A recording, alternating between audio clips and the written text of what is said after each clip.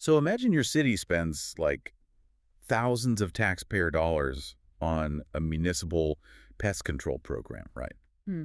But the workers on the ground are, they're deliberately instructed to set traps without using any bait.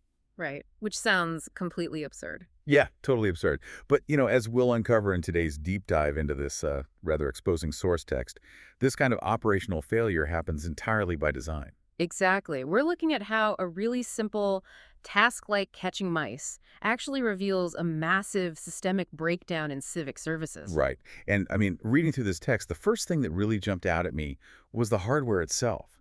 The municipality deliberately purchases the absolute cheapest, smallest mousetraps on the market. Oh, the source is remarkably blunt about that choice, too. I mean, these traps are mechanically incapable of handling the problem they were, purchased for.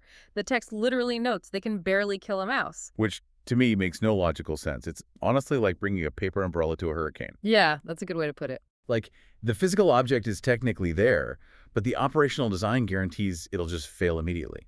So why go through the procurement process if the hardware is fundamentally too weak to perform its one single job? Well, because the bad hardware is really just the most visible symptom of a much deeper strategic failure. Right. If a department is mandated to operate on this strict cheapest is best mentality, that logic doesn't just stop at the purchasing department. Right. It bleeds into everything else. Exactly, it bleeds directly into the tactics. I mean, even if the city had purchased these industrial-grade, highly effective traps, it wouldn't have mattered. Wait, really? Yeah, because the way they actually deploy them guarantees zero success.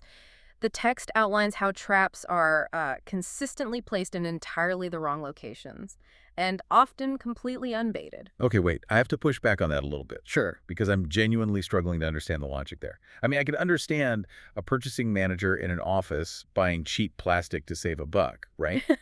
Yeah, that happens all the time. But the actual worker is physically standing in the room.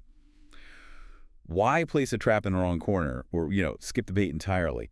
Is it just sheer laziness on the ground? Or do they genuinely not understand how pest control works? So that is the crucial question, and it's where the source material provides its most vital insight. The text concludes that it is absolutely not a lack of capability. I mean, the municipal workers know exactly how mice behave. They know how to catch them. Right, they know how to catch them. The failure is entirely systemic.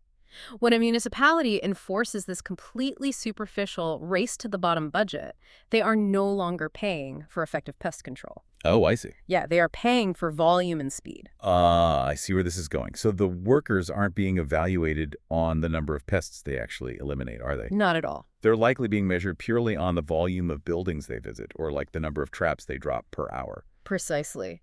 Because if your job relies on hitting an impossible quota of rooms per day, you literally cannot afford the 3 minutes required to properly assess a space. Right, to identify the high-traffic rodent corners and carefully bait a trap. Exactly. You only have 30 seconds to drop the plastic in the nearest corner and sprint to the next building.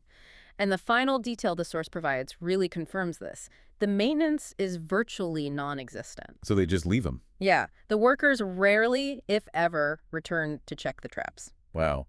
So even if a mouse accidentally tripped over an unbaited, underpowered trap, it just sits there. I mean, the lack of follow-through renders the entire initial deployment completely pointless. Yeah, it does. That elevates this from just a poorly run program to what feels like, I don't know, the economics of municipal theater. Municipal theater, yes. That's a perfect way to describe it. It is entirely the illusion of action.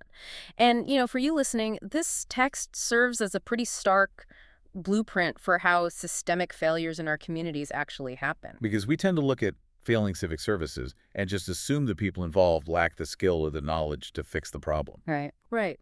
But this text argues that failure is often the direct, predictable result of a deliberate lack of investment and a lack of diligence from the top down. Right. The goal of this program was never to eradicate pests. The goal was simply to be able to say the city has a pest control program while spending as little money as humanly possible. It completely shifts how you view local government initiatives. Yeah. I mean, it's not about whether a department can solve a problem, but whether the architecture of their funding actually allows them to solve it. Exactly. And when the funding demands a superficial performance rather than a tangible outcome, well, you end up with thousands of unbaited traps just gathering dust. Which leaves us with a rather unsettling question to think about today. I mean, if a straightforward physical task like catching a mouse is rendered completely useless by this superficial check-the-box budgeting, what other unseen local services in your own community might be failing right now, Yeah. simply because they were designed to be cheap rather than effective? Next time you see a new city project rolling out, look closely. You really have to wonder if they're actually engineered to solve the problem or if they are just putting down empty traps.